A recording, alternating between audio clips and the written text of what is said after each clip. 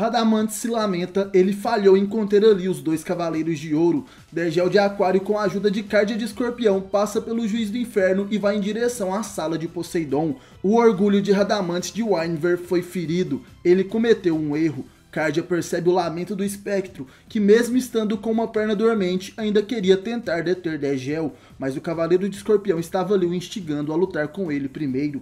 O espectro diz que mesmo com a perna dormente, ele não tem desculpa. O imperdoável é que ele deixou os cavaleiros fazerem o que não deveriam ter feito. Ele, um dos 3 juízes do submundo, derrotado por um maldito como Cardia. Isso ele não pode permitir. O exército de Hades jamais poderá ser contido. Cheio de fúria, Radamantes parte para cima de Cardia com seu rugido deslizante. O Cavaleiro de Escorpião debocha, dizendo se a fúria do espectro era pelo exército de Hades. Ele não entendia nada daquelas palavras. Para Cardia, Radamantes não passava de um cãozinho.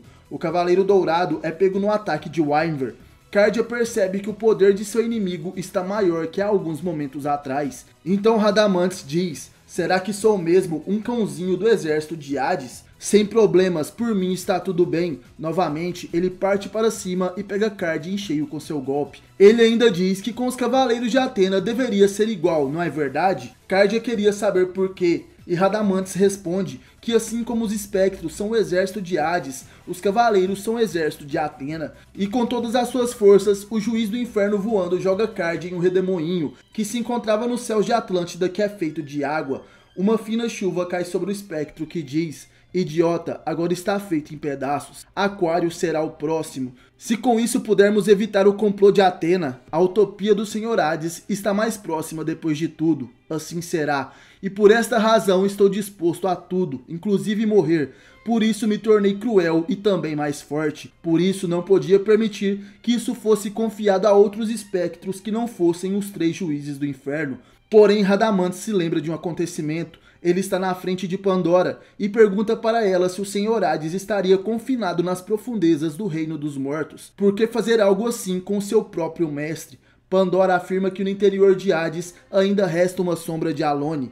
Até o momento em que desperte totalmente, ele se dedicará à elaboração do Lost Canvas. Durante aquele momento, as ações seriam tomadas pelos deuses gêmeos, e eles iriam transferir sua base para os céus. Radamantes duvida das palavras de Pandora. Ele quer saber se aquela seria mesmo uma ordem dos deuses gêmeos. Eles pedem para que os espectros abandonem quem tem sido seu mestre desde o início, não lutem e ainda façam tarefas simples e rotineiras. Pandora apenas ordena para que eles comecem e dá as costas aos 2 juízes Radamantes e Aiacos. Radamantes sai do local cheio de ódio e jura que não será assim da próxima vez. Seu dever é no campo de batalha. Ele luta pelo exército de espectros e pelo Senhor Hades. Por parte de Wynever, a guerra já começou.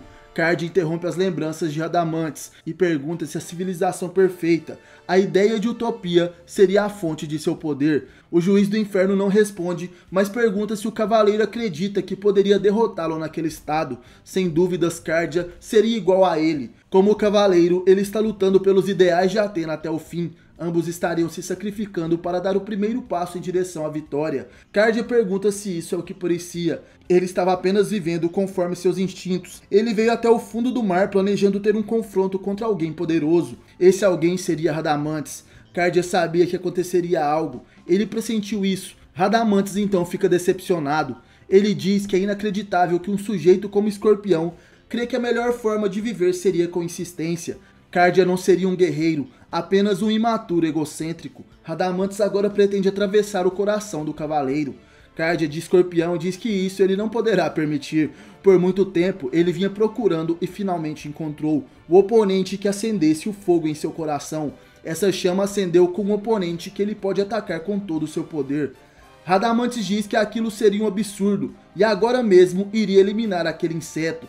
Cardia pede para que Radamantes o ataque. Ambos os guerreiros elevam suas cosmoenergias até ao máximo. O espectro parte para cima e o cavaleiro fica em guarda. Radamantes golpeia Cardia em cheio. E ele diz que o escorpião não tem força e muito menos técnica. Mas o pior de tudo é que ele não teria espírito. Assim o espectro golpeia mais uma vez Cardia, que até o momento não conseguiu sequer reagir. O juiz do inferno acredita que já acabou com aquele cavaleiro. Radamantes tem dó de Atena, de ter deixado que aquele bastardo e egoísta se tornasse um cavaleiro de ouro. Aquele vagabundo bastardo que veste a armadura de escorpião não merece o campo de batalha. Radamantes promete acabar com ele rapidamente. Seu plano é atravessar o coração de Cardia. Sendo assim, o espectro rapidamente desfere um golpe, mirando o peito do cavaleiro. Porém, ele acaba acertando uma rocha e o cavaleiro de escorpião aparece atrás do espectro. Radamantes fica indignado por Cardia ainda conseguir se mover. E o escorpião revela que até aquele momento ele estava deixando o Radamantes acertá-lo. Ele simplesmente levou os golpes sem dizer nenhuma palavra, para assim acender sua chama. E agora ela está bem acesa, a chama do seu coração está queimando. Cardia então concentra seu cosmo e dispara as agulhas escarlate. Radamantes sente que são as mesmas picadas que ele recebeu antes. E não importa quantas vezes receber os ataques do escorpião, o resultado seria sempre o mesmo. Cardia pergunta se ele acredita mesmo nisso, e de repente Radamantes sente suas feridas ardendo, todo o seu corpo ardia por dentro. Agulha escarlate Katakil, essa seria a técnica especial de Cardia, uma agulha incandescente. Nesse momento, o sangue de Radamantes fervia. Radamantes fica surpreso com aquelas palavras, e Cardia revela que o efeito dessa técnica é diferente da agulha escarlate comum.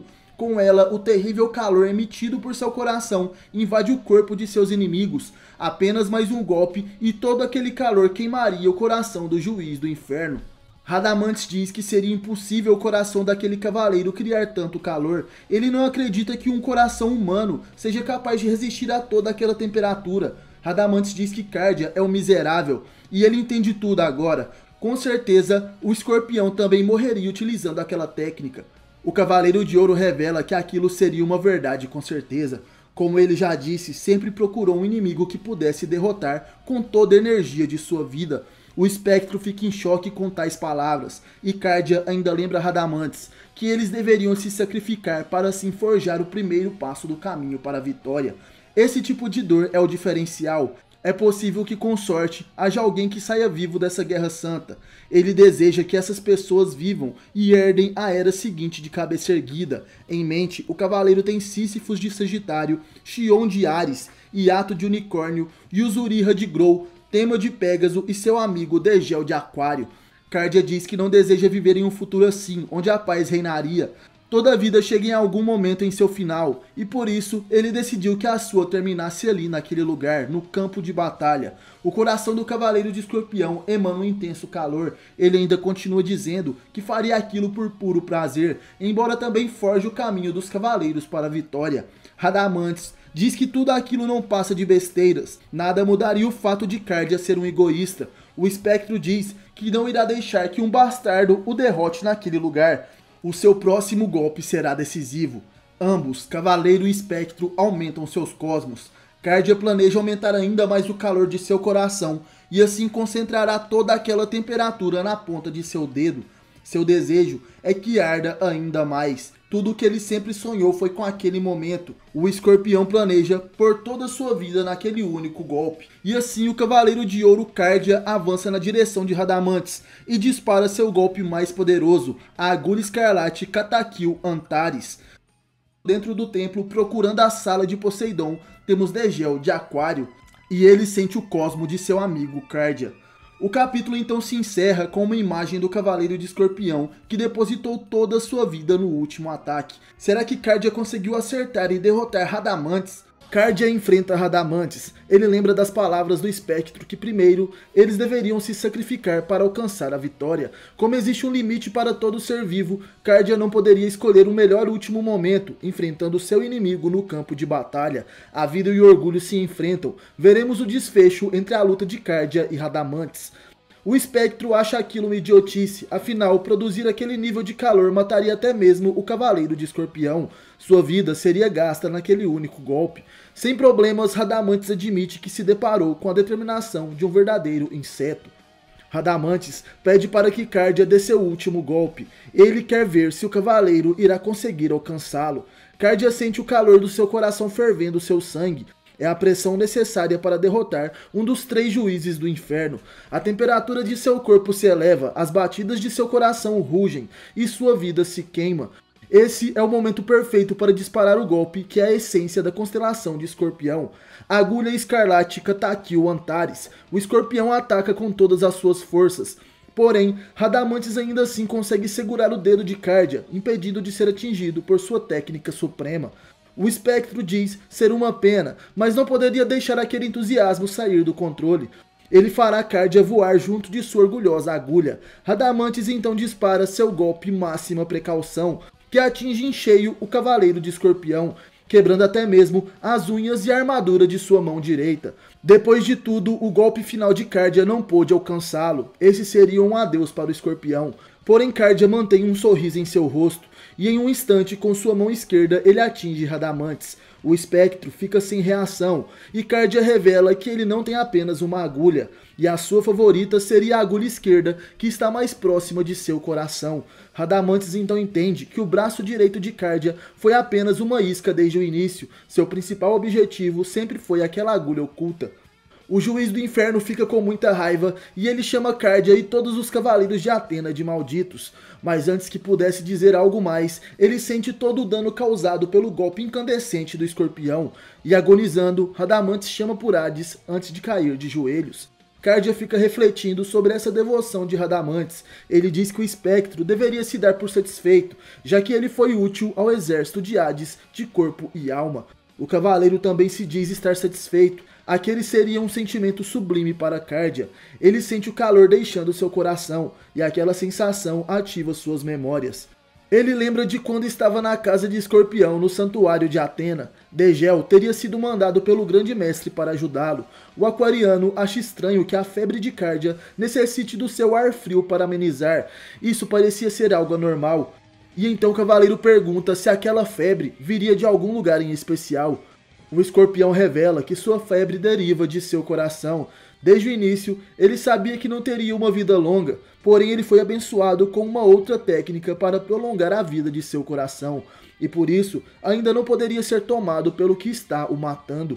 Cardia pergunta para Degel o motivo dele ter se tornado um cavaleiro, e o aquariano diz que tem um sonho e uma promessa que fez a um amigo. O Escorpião acredita nas palavras de seu companheiro de batalhas e revela que ele pretende usar todo o seu poder muito em breve, mas antes queria sentir toda a dor e calor possíveis em uma batalha como cavaleiro. O calor do coração de Cardia se extingue. Antes de morrer, o cavaleiro diz que cada um tem sua forma de viver e que Degel deveria viver e seguir adiante por seus próprios sonhos. E quando seu coração para de bater, Cardia encarrega seu amigo Degel de terminar a missão dada a eles por Athena. O Cavaleiro de Aquário pode sentir os últimos momentos de seu amigo, que venceu o inimigo à custa de sua própria vida. Os cosmos de Radamantes e Cardia desapareceram. O Cavaleiro de Escorpião incendiou sua vida ao limite, no final de tudo. Degel precisava se apressar e deter Pandora para conseguir o legado de Poseidon. Ele não poderia falhar. Porém, o cavaleiro se depara com um corpo caído. Ele encontra Pandora desmaiada em frente ao local que se encontra o legado de Poseidon. O cavaleiro se pergunta o que aconteceu com Pandora, a comandante das tropas de Hades. Assim como Degel havia imaginado, naquele local se encontra um gigantesco cosmo, que se expande do interior do templo. Talvez Pandora teria sido derrotada por aquele poder. Esse cosmo não seria de ninguém menos do que Poseidon. Degel finalmente encontra o poder do legado de Poseidon. Porém, ao se aproximar, ele vê uma mulher. E então o cavaleiro começa a negar o que estaria acontecendo. Ele reconhece aquela pessoa, porque justo aquela mulher estaria naquele lugar. Serafina, esse era o seu nome.